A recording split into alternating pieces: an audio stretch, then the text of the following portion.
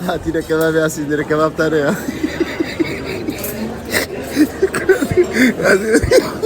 كاميرا قلت يا ماما ما خصو بناقش صوت عليه بيتون باش يوم ما يزوز باش ونفس صاقبن أقامني أنا لمن زيادة الخم دخون وبخش أنا قاتان لي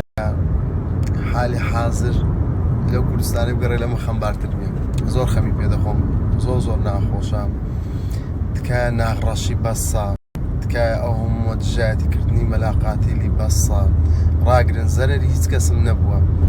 يعني تنكسر شي زور كمن محدود كرقيان لم دبتوا دموي بيعم بلم خوش مدوين أمن ما عندي بوما أمن جانم درادة تاقيشت مئيرا يعني تخوا يعني تاوتا بوي هلنا هيك خلقه مني خوش دي فقط من اون دم هيك خلقه مني خوش دي يعني تسملم غوزياتنا بس او نبي كخلقه شي زور بقت كجوره جن بير من ضال امني خوش دي اللي برتاتو يعني كسك خلق خوش بيت وركد لي بتوا لبرت برا لبرت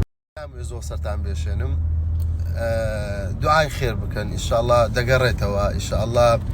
بدلي هم لايك باند بيتم حسب شكستي كسك مكان اجر ملاقاتي البو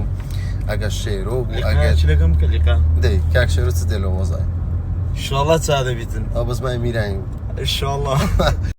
تساعد بي ان شاء الله تساعد بي ان شاء الله والله اما زرري كسمه نبو ناجبي ان شاء الله نعم اخوي او سنابك ملاش هر شيء بدر ميراني رويشت بس هاتو ان شاء الله ملاش يمني ان شاء الله ديتو هيك شتانه بدري خوتان تو مكان تمام اخوي خود دينا دس خو بزانين او حفتي تسدا گزاري زاري والي لقلتان بردوام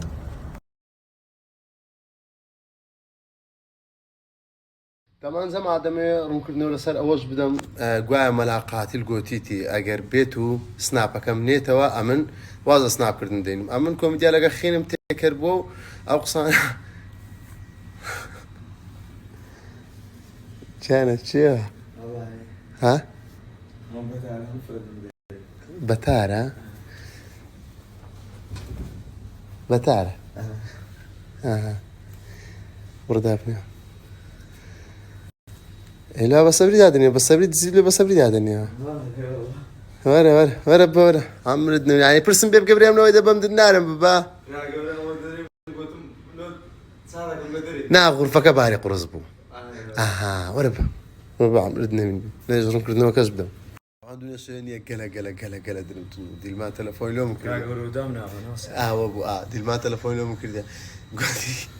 قلت وصنا بقى تسليات يا قلتم والله نازم دير ما هاك يعني كرديا نازم ريبورت يعني كرديا يقول لولو يعني تو تسكت يا قلت ما قرأت منك يا والله يتمنك يا نازم تسمو